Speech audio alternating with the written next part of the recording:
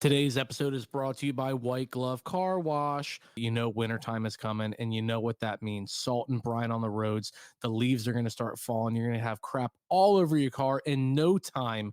There's no better place to get it spick and span than a White Glove Car Wash. Now offering unlimited packages starting as low as $25 a month. You can go and get your car washed as many times as you want, so you can get any level of car enthusiast in your life the best gift that they can ask for. The ability to go daily and get that little perfect car of theirs clean, spick, and span.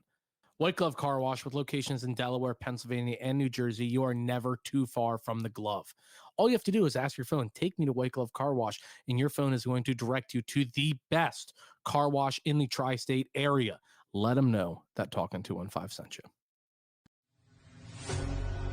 Welcome to Talkin 215, your go-to podcast for everything you need to know about Philly sports. Whether you bleed green, trust the process, fly with the Flyers, or fight with the Fightins, this is the place where we break down Broad Street. Jake, Sean, and Joey deep dive into the heart of Philly sports culture, breaking down games, roster moves, and sharing the stories that make the 215 truly legendary. So grab a cheesesteak, settle in, and let's get to Talkin 215.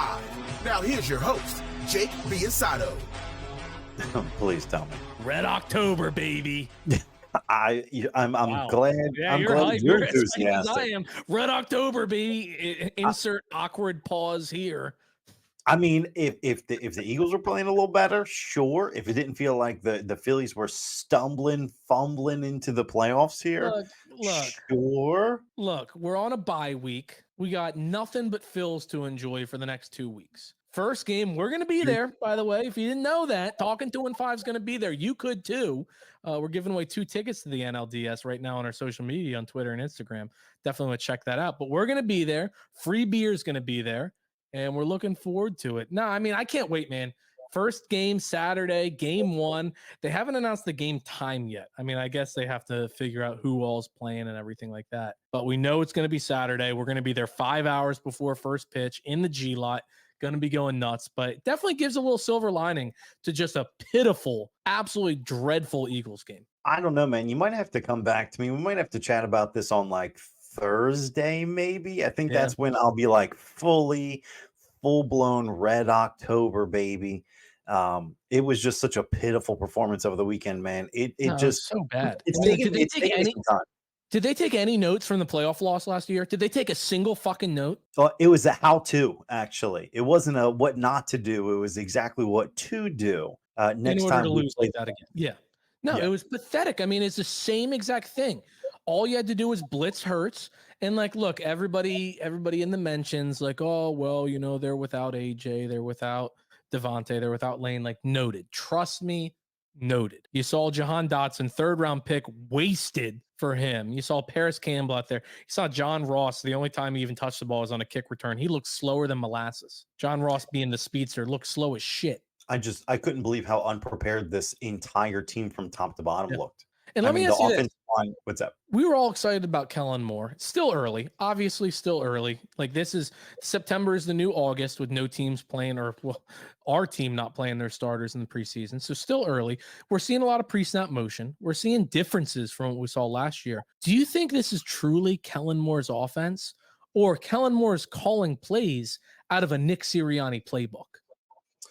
Yeah, so this is definitely a point that I was going to bring up a little bit later on in the show. And what I want to see kind of moving forward, kind of what some of those adjustments are going to be coming out of the bye week. This looks like a Nick Sirianni offense. Yeah. We saw some moving around in week 1. We saw a little bit in week 2, and already in 1 month of the NFL season, it feels like it's trending downwards. This feels like, I mean, we're a couple bubble screens away from it being just no different from last year. Yeah. And I get that there's some guys that are fairly new to the team, right? You're talking about Jahan Dotson, you're talking about Paris Campbell, you're talking about a couple of rookies out there. But where is Kellen Moore's influence in any of this? Yeah. I don't see it at one bit. No, so it's tough. It's like, really, who do you point the blame to? Because Sirianni, you know, he said, I'm going to have to look in the mirror and figure out what went wrong and everything like that. I mean, it's a good saying, because look in the mirror, we'll figure out what went wrong, because he's looking at himself. You know, he's looking at the issue right then and there, because like you said, this just feels like a Sirianni offense. It's just all balls, no creativity. We're going to go for it. We're going to just do the same exact thing. And then it's just leaving you scratching your head. Like, we got the ball with 1:20 left with decent field position, with the chance to go into halftime with some momentum. You know, the chance to make it a 10-point game or a 10 or a 14-point game. I don't remember exactly what, going into halftime. And Saquon Barkley didn't see the field. It was Kenny Gainwell all 3 plays. I couldn't believe, not to cut you off, he was in pass protection. It wasn't him going out for a route. He may have, but he stayed in to pass protect. Why? He's literally giving up. It's something ridiculous. I don't have the stats in front of me, but it's something like at an 85% clip, Kenny Gainwell is allowing pressure anytime he stays in for pass protection. That is inexcusable. Yeah. I don't care if you're giving it away, that Saquon's staying in the block. It doesn't matter, because if Kenny Gainwell is getting blown up, then the play's blown up anyway. Yeah. We already talked about it. Jahan Dotson, Paris Campbell, John Ross, Johnny Wilson. These guys, they're not doing anything. They stink. They can't do a damn thing. And so then you go out and take the one guy that can do anything and take him off the field. Like, at that point, the game's still there. Like, you finally score something. You score. I mean, I get it. I'm saying they can't do anything. And Paris Campbell, air quotes, scored a touchdown because he just stood in the end zone and Jalen Hurts found him. We'll talk about Jalen Hurts in a minute. Trust me, I got enough to write a book about this guy. But why take the one guy that's doing anything for your team off the field? You score there, even 3. It's you're feeling very good. No, you're not feeling very good. At no point in that game did anybody feel very good. You're feeling better. You're feeling like, all right, they weren't ready for the heat. They're missing AJ. They're missing Devontae. They're missing Lane. They stumbled out of the blocks, but now we're getting our footing. We get the ball to start that second half. We go down and score. It's a one possession game. You know, it's a whole new game. We're in it. We're after it. It's going to be a big thing. And they go out there, have 3 terrible play calls. Hurts throws the ball just completely out of bounds. I mean, I'm getting so pissed off. My dog's coming here. My dog's coming just to talk about it. Kona, you got any thoughts? No, she doesn't have any thoughts. She's speechless. Nick Sirianni left my dog speechless. And trust me, if you've met my dog, Sean, you have many times, there's not much that shuts her up. She ain't There's quiet. Not much. No. And she's over here just pissed off as anybody can be. And I'll tell you, one of the bright spots of the game was her sitting next to me, because she goes nuts whenever I celebrate and everything. So she just laid next to me the whole game because there's nothing to celebrate. You just sat there. There's nothing to do. And so my train of thought's completely gone, completely wasted. But either way, Saquon not on the field. You have the opportunity to get momentum. You squander that. You come out of the half with awful play calling. Like, you can't even blame Kellen Moore right now. You really can't, because he's being asked, okay, you're calling the plays. Here's the 5 plays that you're allowed to call. You know, and that entire game, there's so much to do about who is to blame here, right? Is it the coaching? Is it the players? Is it Jalen? Is it Jalen? Right? Missed a touchdown on the very first play of the offensive drive. Because everybody looked terrible. There's blame to go around every which way. We watched a Bucs team come out after struggling like hell the week before, right? The very quick dink and dunk. The guy was taking on average 1.95 seconds to get rid of the ball, right? Yeah. You have on the opposite side, you have a quarterback with a bunch of receivers he has never been in rhythm with. That should have been our game plan, right? But how many times we have all of our stars out there and you still see him hold on to the ball? And again, we talk about it. Is it play calling? Is it he's just seeing asses and elbows, like it's long developing plays, or is it Jalen Hurts? And right now, it just seems with more and more opportunities that it's Jalen Hurts. Yeah, because last year you had that, okay, well, the plays are taking too long. And then we had the coaching isn't picking up on the blitz. And to an extent, it was almost like, oh, well, that's Jason Kelsey might be calling some protections a little off. And it just seems like every month we have a different excuse, and it's never Jalen. This does seem like, and again, there's a myriad of reasons why it may not have been entirely Jalen's fault, but this is also the time to where it's starting to get tiresome, the excuses, right? Win, lose, whether or not the rest of the team looks terrible. He's supposed to be the guy. This team wasn't competitive. You look at most of the quarterbacks around the league, the top players out there, week in and week out, they're in good games. They're in games that are going down to the final drive. Whether or not the first 3.5 quarters look decent, they figure it out and at least make it to where it's a good game that's coming down to the wire. At no one point during Sunday's game did we ever look like we fielded a competitive football team. No, you know what? The one time where it seemed like we got something here.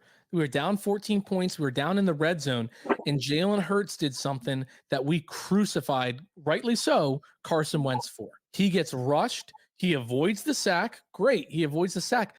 Just assumes that the guy that he just dodged is now off the field. He missed me. He's nowhere to be found. He's gone. Nothing to worry about. The guy's literally right next to him. And then he winds up like stinking Satchel Paige doing the longest wind up before throwing, holding that ball all the way back, making sure everybody gets a good view of it. Strip sack, ball goes to the Bucs. We don't score there. Game's over. We score there. 7-point game. Firmly have the momentum. Defense just had to stop. That was the biggest swing of the game. That was the number one play of the game where you were going that entire drive leading up to it. You're going, listen, one scoring drive, and we are so back in this. The tides are about to turn. Isaiah Rodgers just blocked an extra point. We returned it all the way for 2. Like we score there. It's everything. Right. And down the drain. I think the guys heard one too many times that he's pulling the ball away too soon. And he just picked the wrong instance to where he just stayed right in the pocket to where he just shook the guy off, but didn't go anywhere. Yeah. And it did look incredibly Wentz-esque. Yeah. Like a nice shimmy, like moved it, evaded in the pocket, but then has zero awareness that the guy's still right next to him, right there. It's one too many just rookie-like mistakes that you're seeing out of the guy. I don't see. This is year 5. This is a guy that's been paid. He got paid last year, right? This isn't supposed to be some developmental piece where you're saying, okay, well, he's going to turn the corner at some point. This is a guy that hasn't looked. I mean, last week was the one week where he looked interested in this game. This week he looked completely disinterested. Yeah. He looked like the heat got to him, and it probably got to everybody else. Yeah. Beat the hell out of him, and they just never left the bus. They just stayed in the parking lot the whole game. No, I mean, look, I'm not sitting here saying that it wasn't brutal. I mean, 108 real feel, crazy humidity. But did you hear much about the Tampa Bay Bucs needing to swap out players? And they were on the field. The offense is on the field a lot. Like you saw Mike Evans came out at the end of the second quarter when they were having the opportunity to possibly go down and score because we did nothing in 3 straight plays, gave back to them with a minute. They were like, oh, this high speed offense. Now Mike Evans has to come off because they're running no huddle. Like that's the one time you heard, but constantly, I mean, Reed Blankenship was out. You had multiple offensive linemen throwing up on the sideline, which obviously only makes the situation worse when it comes to heat exhaustion and everything like that. You had guys running in, getting IVs. Like the quote was Baker Mayfield was like, I changed my pants at halftime. Like didn't mess him at all. He just had swamp ass. We were unprepared. We were unprepared. We didn't want to be out there. Again, it goes into the coaching as far as what is going to help us win this game, not only in the first quarter, but the fourth. It was winning the time of possession, grinding down on the defense. It should have been establishing the run in order to do those aforementioned points. And look at us. We were down 24-0. Was it 24-0? It was a lot to a little before we even had a chance to establish a damn thing because the other offense.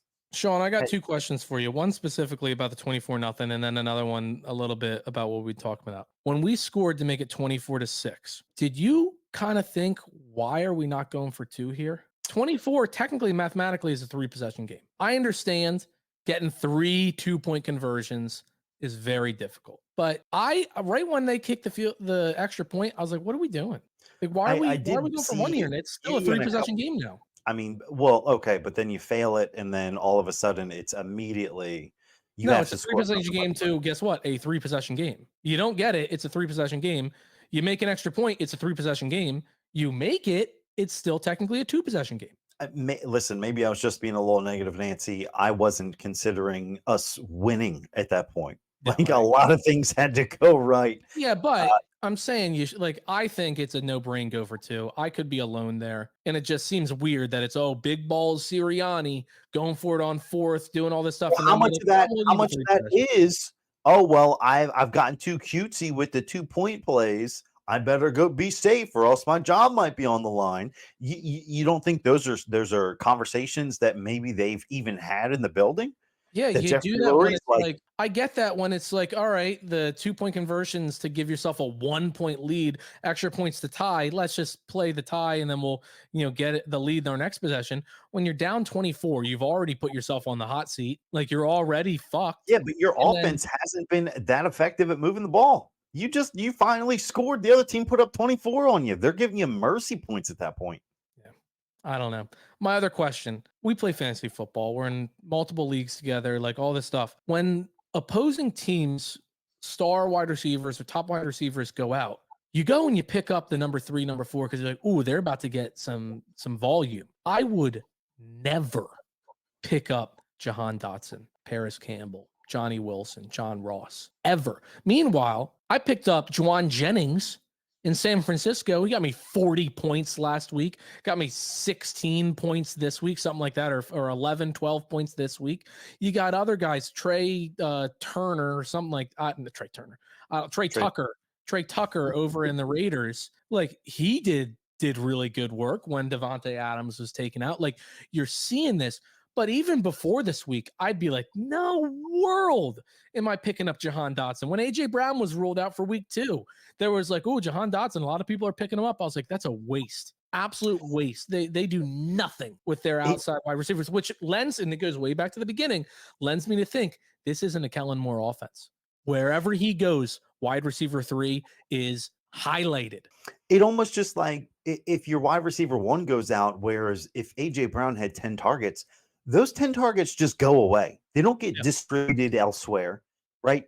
We had, We don't have 10 less pass attempts, or we have 10 incompletions, 10 throwaways, 10 sacks, right? Yeah. They literally those completions were just sacks, right? 6 sacks on the game. That's about how many passes caught for let's say Devontae Smith.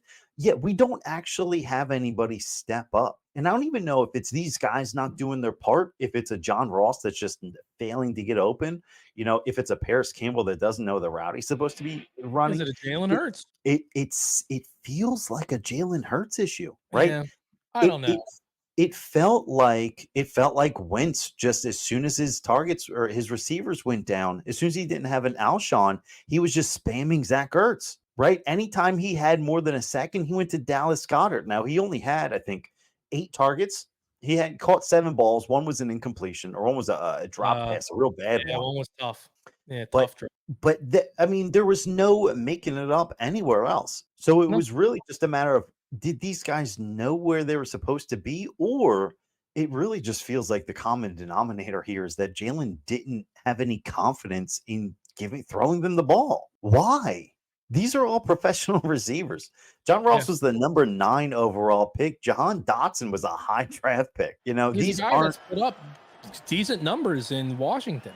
Paris Campbell has had a couple quality seasons as a wideout in Indy, right? So these aren't scrubs. This isn't trying to find a Travis Fulgham. You see what Olamide Zaccheaus did yesterday? Did he go off? Went off. Led all of the Commanders in receiving.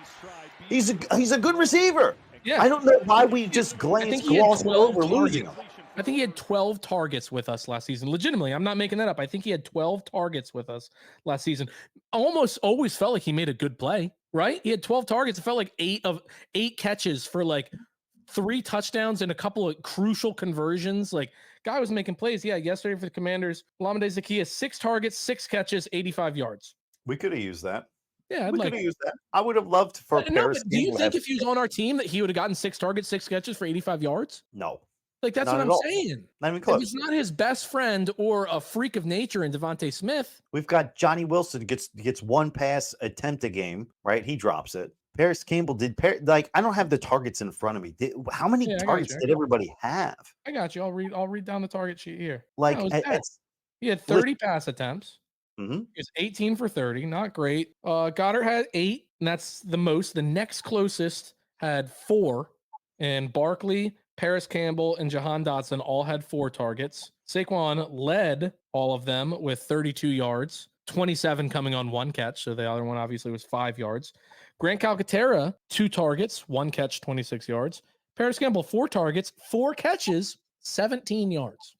Yeah, I can remember maybe one of those. I mean, it's because they averaged 4 yards per reception. That's I saw a stat today that it must have been parody. Somebody said the average yards in route run for Jahan Dotson is under 1 yard. It has to be. The guy's out there. Like we're in 3 wide out personnel all the time. But how often do you hear his name get called? That's insane. Can you imagine just that being your job? I'm going to average less than 1 yards per route run. It's 0.91. And they were like, since the 70s, there's 640 receivers that have had at least 1,000 routes run. And it was like something like Jahan Dotson is ranked second to last with 0.91 yards. It's an embarrassment. Does this feel like a Kellen Moore offense? No, it feels like a Nick Sirianni offense. It feels like a Nick Sirianni and Jalen Hurts offense, like doing what they're comfortable doing this entire time. Still, I don't know. Terrible on designed quarterback runs. He's an improvised runner. If it's a designed quarterback run, awful. He's slow, by the way, considerably slower, lost an entire step. He looks disinterested while anytime he goes to run.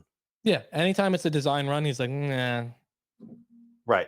They told me to slide. It's like, so why are you having these design runs and you're telling the guy to slide and not give up? It's like, it's just, nobody's not fooling anybody. Also, how is it that anytime we try like an outside run or a pitch or a jet sweep, -3 yards, anytime somebody tries it against us, 25 yards every time. I mean, you saw that with the dink and dunk, kind of the bubble screens and the short little 3-4 yard passes. Man, they were going up and down the field. I mean, our corners were 8, 9, 10 yards off of the ball. We were just giving it to them. Also, question, does our defense know that we're allowed to take the ball away? No, I think that's something they're probably going to introduce to them. See, there's not a whole lot of game time before the season, Jake. You really got to introduce these concepts slowly. The next week is fumbling. Okay. The following week, interceptions. Okay. So week 6, watch out, buddy. You better watch out. I will say, for anybody that really watched that game and then watched it again, like I did and tortured myself, they had a number of plays that the Bucs got so incredibly lucky to keep the ball. Like there was one, I think Josh Sweat. There was one where, how does he hold on to that ball? Also, Josh smacks it down and pops down and goes right to his hand. Yeah. And then there's one where I'm pretty sure it's Nakobe Dean completely whiffs on a tackle, and his foot, as the guy's running by him, his foot flails over, hits the ball, knocks it loose. It's fumbling around, stays right in his possession. There was obviously a couple drop snaps that go right to him. There was the one where he legitimately fumbles the ball and it bounces right back to his hands. Like they got incredibly lucky every single time to keep that ball. Again, not like it would have changed anything, but there was a couple where I was like, man, any of those, like the one sack right up the middle where he fumbles it and it goes right back in his hands. We had 2 Eagles defenders right there. He fumbles it. That's a scoop and score 100% of the time. And it just, he keeps possession. And then I'm pretty sure we gave up we had a hold. I think the next play was a defensive hold, first down. Didn't even get the ball back. Just an awful show. It was like the perfect storm between the injuries, between the heat, get the bye week coming up. That's why I said it just felt like these guys just never went off the bus. Yeah. I really, if anything, I'm just upset that we didn't field a competitive team. We can lose. We can lose. This is a pretty good Bucs team. This is also probably not the greatest Eagles team, right? I can see some of these games, we're going to lose a couple more than I thought. That 15-2, I'm starting to think the chances of that happening are a little lower than initially perceived. All we got to do is go 13-0.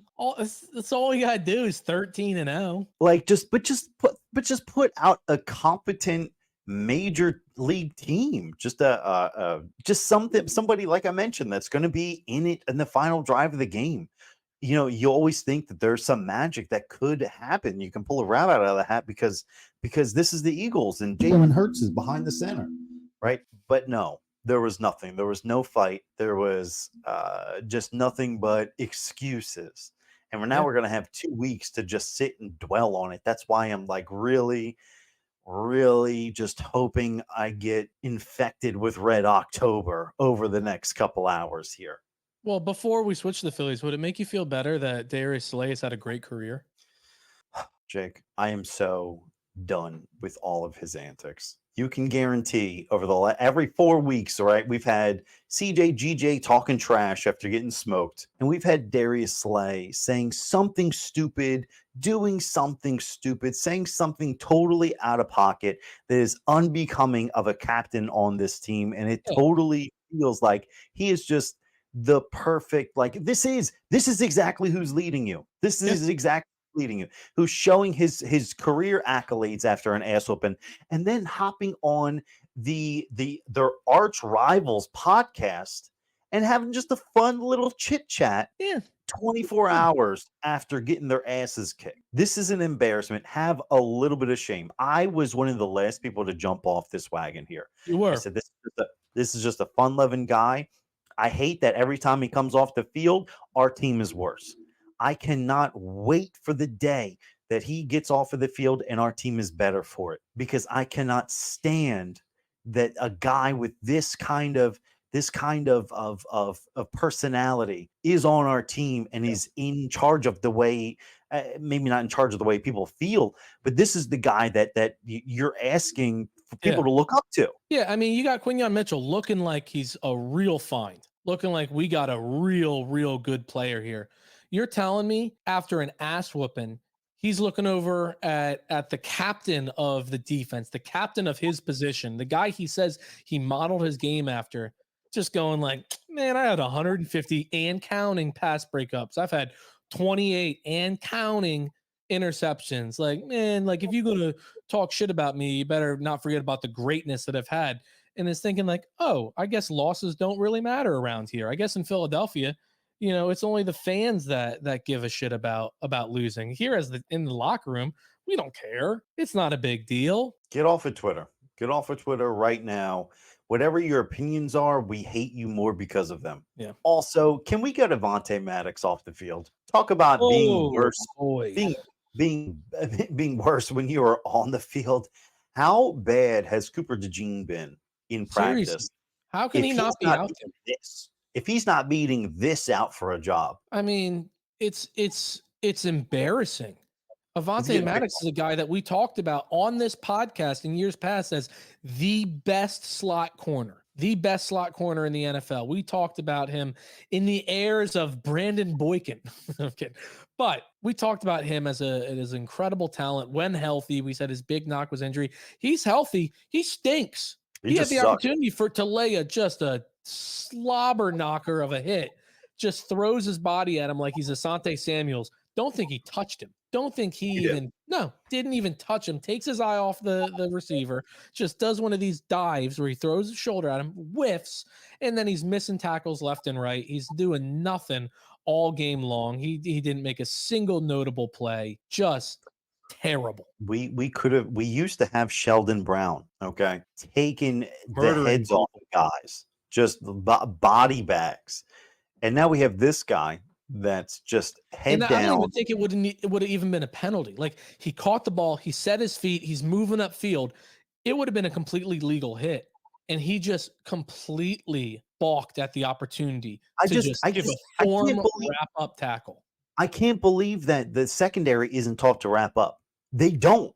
It's not just a one-off. It's not one guy that just completely is enamored by laying the hit stick on somebody. There's not a single person under 190 pounds on this team that wants to wrap up, that wants to put his helmet across the body and drive through someone, right? They just want to lay the smack down and hope for the best. Listen, if you wrap up, at the very least, you slow the guy down. You've got other people now swarming to the ball, right? But if you don't wrap up and you're just a projectile out there, then this is what happened. You completely miss the guy. You barely slow him down, and he's able to not only shed you, but keep it moving. Yeah. Avonte Maddox has been an embarrassment. There's another play. Guy had it. Similar situation. He's standing there. I think this was Nakobe Dean, actually. and he's standing there, and they're just both Nakobe Dean's just standing there, deer in the headlights. Like, I get it, it's a tough play, and I'm not saying, oh, he should have ran up and he should have been able to tackle him in the open space. No, but you drive him to the outside. You drive him to the sideline because that's the 12th defender. That's the guy that he touches out, the sideline. It's a tackle. He's out of bounds. The play's dead. You drive him to the outside. He stood there, waited for him. It was like a react thing. Waited for him to figure out where he's going. Still completely missed. Whiffed on the opportunity to get him. Did nothing to slow him down. Did nothing to throw him off his mark. You keep the inside and just say, like, look, I'm not even really going to touch you, but you're not going inside. I'm directing at you everything to the sideline where everybody else is there, and we're going to be able to stop you. And the best, you're going to get 6 yards. But no, he tries to do this miraculous play, which he was never going to make. He's not that guy. And he allows him to just completely miss him, goes to the inside, gets another 12 yards, just all terrible. I mean, by halftime, we had double-digit missed tackles, and it felt like a lot more. Yeah, I don't know what the final count was. I heard on the radio 18 unofficial. Nice. That's an embarrassment. I don't care how hot it is. The other team has to play, and they didn't miss. I don't have their numbers in front of me, but it damn sure wasn't 18. No. Who was causing guys to miss on our side of the ball? Saquon? Saquon probably accounted for 2. 10 touches. In his 10 touches? Well, 10 carries, two receptions, 12 total touches. I get it. You're down 24-0. You can't heavily rely on the run, but you can't take Saquon out of the game when he's the only guy producing. He's the only guy that can pass protect. Yeah. I get that. I get that he's hot. He's gonna be dehydrated, but especially in some of these like really important moments, these huge momentum swinging drives, and I get it's a little hard to tell in the moment, but for us fans, I mean, it seemed as obvious as ever. The couple pivotal drives we had in here to make something or break, and we broke. Like, we cannot have Kenny G out there in any instance that there's a possibility that he's staying. Where's Will Shipley? He can't block. They had him and Kenny both playing the preseason, and they featured Will Shipley, and he looked damn good, and he's not on the field. I don't know. I don't know. I don't care. Like, that's a conversation for another day. That's a conversation for maybe the bye week episode where we're kind of just talking about what we need to see moving forward. Today's episode is brought to you by Bucket Golf. I am sick and tired of spending so much money to go play courses that really aren't even that good a shape and go put my Sunday best on just to get swamp ass and look like an idiot by the end of the day. That's where Bucket Golf comes in. In 3, 6, 9, and 18 hole sets, you can convert any backyard, any field, any park, anything really in general into your own personal golf course. You see us playing it down at Citizens Bank Park, and you're going to see us playing it a whole lot more this winter. Head on over to their website, bucketgolfgame.com. Use promo code TALKIN215. Give them a great review and have the time of your life playing a game that we all love, but now stress-free with a beer in your hand, and it's not costing you an arm and a leg to play. Bucket Golf. Let's play, folks. But look, let's 10 minutes talk about the Phils. Got to assume Wheeler's getting the start game 1. Who's getting the nod for you game 2? You going Knowles? You going Christopher Sanchez? Unfortunately, you cannot go Suarez. No, you definitely and listen, Ranger's been a bullpen guy in the playoffs plenty, right? But this, I don't even know if you send him out there. Like, I don't think Topper's got the balls to do it. But at this point, is he even worth the roster spot, or are you keeping him on the roster in hopes that he feels better? You have to assume he shows up in the postseason because he always does. That's a tough assumption. Listen, I look back at some of his numbers over the last couple seasons. He has never finished the season strong. 2023, his ERA was a hair over 5 in September. 2022, I believe it was high 4s, right? But I mean, he has been raised over 6 over the last 6 weeks or something like that. It's a travesty. No, since he came back, it's like 6.7. Ridiculous, right? And he's not tired. He's hurt. Yeah. Right? It feels like there's just something with that lower back. He just doesn't have it. I really think you should shut him down. I don't know if just the loyalty to the player that you have to put him out there in hopes if you have a lower leverage situation. Let's be honest. Come on. Yeah, and I know he's going to be on the team. I'm saying, should he? I'm saying, will he? Will he be able to? Are you going to have the confidence to send him out there in a high leverage situation? I mean, the guy's getting rocked early, Yeah, I mean, you figure Jose has earned a lot of trust back. He finished the season strong. Strom and Hoffman, obviously pretty darn good. They're your guys. Yeah. Estevez, come on. Fine. He's fine. Yeah. He's good. No, he's good. He is good, but stressful. Yeah, of course. So you got 4 guys there. You got Jose Ruiz as your length guy, your stretch guy. You Taijuan Walker. Taijuan Walker shouldn't be on the postseason roster. I mean, he wasn't last year. I'd give it to a guy like a Tanner Banks. No, he was. He just never touched the field. He was on the roster. Was he? I'm almost positive Taijuan Walker was, but never saw the field once. Right. I'll have to check. I don't. He doesn't make the roster this time. No, he can't. Yeah. No, you give it to a guy like Tanner Banks. Tanner's had like two outings, I think, where he's gotten rocked.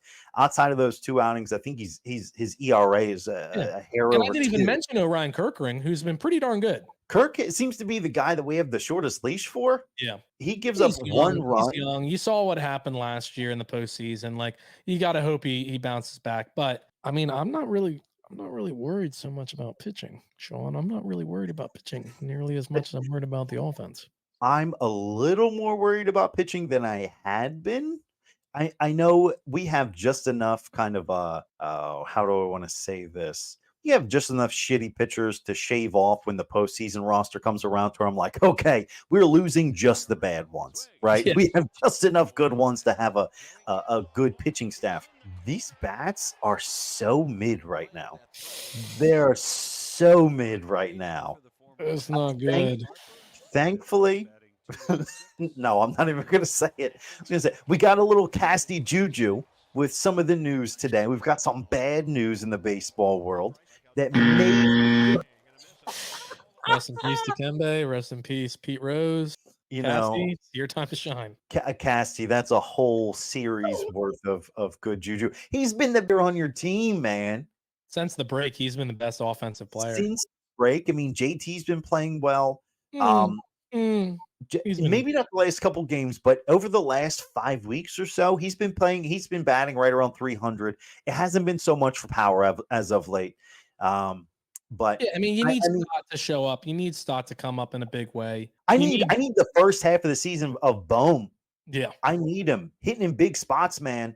I mean, you're in a heavy part of the lineup that needs to produce. Yeah, I mean, I think Citizens Bank Park, Red October, we've been there the past, 2 years, 3 years? Like, me and you, we've been there personally. Like, now's not the time to be negative. We're going to be a little negative, but we're going to have to turn up that hype meter, man. We're going to have to get loud. No, I'm just saying being there is going to change this offense. Like, I hope so. I mean, I get it. We were they got no hit in the World Series 2 years ago at Citizens Bank, but 95% dingers in one game, okay? Yeah. In the playoffs. Yeah, we were there. 95% of the time, it's an incredible place to play, and all of the players show up for it. I mean, the question is, like, are the vibes good in that clubhouse right now? Are they feeling good right now about where they are? Oh, they're hyped. That's why they did nothing the last number of games, and they were just coasting into the postseason. I don't like that. You have a whole week to cool off, but at least there's nothing to cool off. They went in ice cold. So if anything, you're having a week to thaw out. You're going to warm up a little bit. Yeah, baseball's so funny like that. You know, it seems like every year, the last couple of years we made the postseason, the last week we are it's the same thing where we're reeling. We're averaging 1.7 runs per game. Yeah, it's right? like the magic number is 2 for 5 days, or like 5 weeks. You're like, just won 2 games and you're in the playoffs. And they're like, no, we don't want to. Yeah, our magic number was 8 a month ago. You're like, the first time you hear that, you're like, oh, come on, we're going to rest for a month. Yeah, and then we're kind of reeling. We're stumbling into the postseason. No, I agree. I think the vibes are going to be high. I think these guys have been playing just hard enough to keep up, to keep sharp, to keep fresh without putting their heart and soul into it. And I think having a home playoff series is exactly what they need. They're not even going to have a choice but to play their asses off. No, for sure. And let's just hope that we stay healthy throughout this Red October run. Before we wrap up, we do need to go to everyone's favorite segment. We got Dr. Joe Mesa from our friends over at Delaware Orthopedic Specialist. Doc, we've already vented. We've already complained. We've kind of gotten it out. Obviously, you're welcome to. Well, no, I consider myself blessed because I was visiting my daughter in North Carolina and I was traveling by car and I heard none of the game, saw none of the game, just saw some updates and that was enough. So I'm good. Hey, I'm not good, but I didn't have to sit through it like you guys did. It was No. painful. Yeah. You didn't miss a thing. I mean, thankfully, you were more focused on the road. It was more entertaining. Just driving up the freeway, I'm sure, than actually watching that Yes. game. Yeah, no, I just saw the stream of text and then I flipped it for a second, saw it was 14-0, and I go, it's going to be one of those games. So, like I said, I consider myself lucky I missed it. No, for sure. So, Doc, with all of the heat and everything, obviously we saw a ton of guys going out of the game. You had reports of guys thrown up on the sidelines, behind the bench, and everything like that.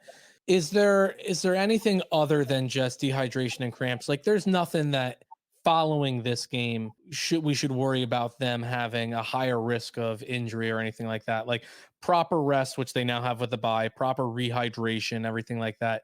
None of these, they're out because of cramps or heat exhaustion is going to carry over into the coming weeks, days, season, to come. No, I think that, you worry about the immediate. I mean, obviously the extreme is getting a heat stroke or, you've heard about people actually dying from being out there. But once you're out of the temperature, there aren't that many long-term consequences for this. Your next game is at home, so it obviously is not going to be as hot as that. And I think it's just if you can weather the storm, so to speak, and get out, especially with 2 weeks, everybody should be fine from a heat, cramp position. And, oh, go ahead. Barring any new updates or anything, the big three injuries of Devontae, AJ, and Lane. Lane obviously seemingly almost clearing concussion protocol, and they was unable to clear the final step. With these 2 weeks to come before our next game, we should see all of them back out there at as close to 100% as we're going to see. I'm pretty sure. I mean, I think AJ was close too, so that's a good sign. So I think, I was pretty convinced that Devontae was going to be close. I kind of realized if you have a concussion or concussion-like symptoms, you're not going to be cleared pretty much in a week unless you're perfect from day one. So that I expected those two to be out, but giving them 2 extra weeks, they should both be 100%. Nice. So I think everybody, I think at least you'll have a full, I think there'll be a healthy team. Yeah. And that's something. Now, the night before the game, we had heard news that Lane Johnson was actually cleared to play. And then the morning of it, he had mentioned, or the news came out that he was out. Do you think that there was just some sort of miscommunication there or possibly some sort of setback? Kind of what were your thoughts upon hearing that mix up of news? I think they may have just gotten the timeline wrong. I think they may have thought, well, if he's okay here, he'll be good. But I mean, you have to look at all the details. And I think, like I said, I think it's very hard to get cleared after having concussion symptoms unless you have like an extra day. Like maybe if they were playing tonight, he might have been able to go because they give him that extra cushion. But it's not surprising that he didn't make it. Yeah. And I think it's right. They probably got the timing wrong. And someone probably told him, no, he can't because he needs one more day. I was wondering if it was the same. Like, Doc, do you know who clears these guys? Like, do you know if maybe it was like an Eagles doctor on Saturday and then an NFL doc on Sunday? It could be. I mean, they always at all the games they have an independent examiner, a neurologist that looks at them for concussions. And that may have been the point that they were like, no, your doc could say it's all right, but they have the ultimate say on who plays and who doesn't. So that may be the issue too. Maybe the league doctor was like, no, not today. No, tough. Doc, you going to be at any of these Phillies postseason games?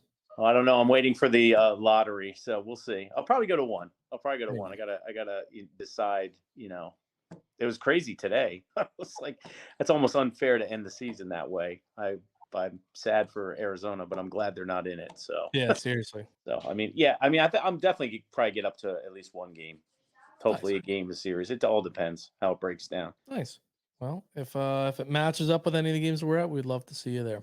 Oh, I'd love to be there. Yeah, it's crazy. I mean, that place in October is unbelievable. No, it's unmatched. Yeah. Unmatched. Well, birds kind of stink right now. Phils are looking to get red hot for Red October. Dr. Mesa's still slinging that good stuff over at DellOrtho.com or 302-655-9494. Gentlemen, final thoughts? Sean? It's Red October, baby. Not wrong. Doc? Yeah, to me, my final thought is it's a sad day for Philly sports. Losing Pete Rose and Mutombo on the same day. It's sad. It's sad. Oh, it most certainly is. Well, now I can't really be like, it's Red October after you that. can do that. I just you can shout out. Go Phils.